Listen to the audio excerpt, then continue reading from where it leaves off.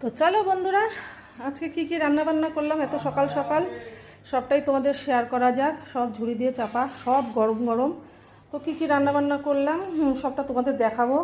আর আমার বন্ধুরা যে যেখানে থাকো ভালো থেকো, সুস্থ থেকো, সাবধানে থেকো, সতর্ক থেকো, আমার সাথে থেকো, আমার পাশে থেকো। তোমরা তোমাদের সময় মতো লাঞ্চ, ব্রেকফাস্ট, ডিনার সব টাইম টেবিল করো। তো চলো এক এক করেই উঠাই নাকি। এই যে আছে গরম ভাত, এক হাঁড়ি ধোয়া উঠছে, দেখতে পাচ্ছ গরম গরম ভাত। আর আছে এই যে উচ্ছে দিয়ে, কুমড়ো দিয়ে, পাঁচফোড়ন, শুকনো লঙ্কা ফোড়নে দিয়ে ভাজা।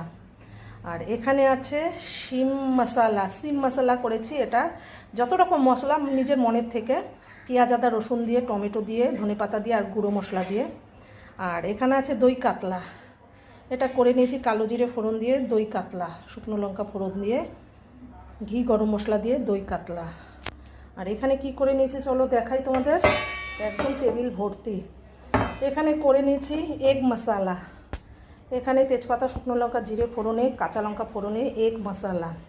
আর এখানে করেছি কিছুটা মাছের ডিম ছিল, এটাকে পেঁয়াজ রসুন শুকনো লঙ্কা ফোড়ন দিয়ে ভেজে মাছের ডিম ভাজা, এটা মাছের ডিম ভাজা। উফ! আর এখানে আছে কালকের একটু ইঁচড়ের তরকারি। তো বন্ধুরা, আজকে রান্নাবান্নাগুলো তোমাদের কেমন লাগলো অবশ্যই কিন্তু একটু কমেন্ট করে জানিও।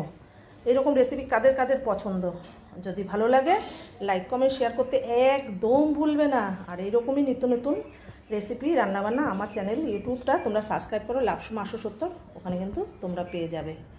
দই কাতলাটা সেই হয়েছে। আর এক মশলা খুব সুন্দর একটা কালার এসছে, মাছের ডিম ভাজা। এই হলো রান্নাবান্না, টুকটুক করে অনেক কিছু রান্নাবান্না করে নিয়েছি। তো চলো, এতটুকু ছিল আমার ভিডিওটা। ভালো লাগলে লাইক কমেন্ট শেয়ার করতে একদম ভুলো না, নাহলে কিন্তু আর ভিডিও পাবে না। টাটা।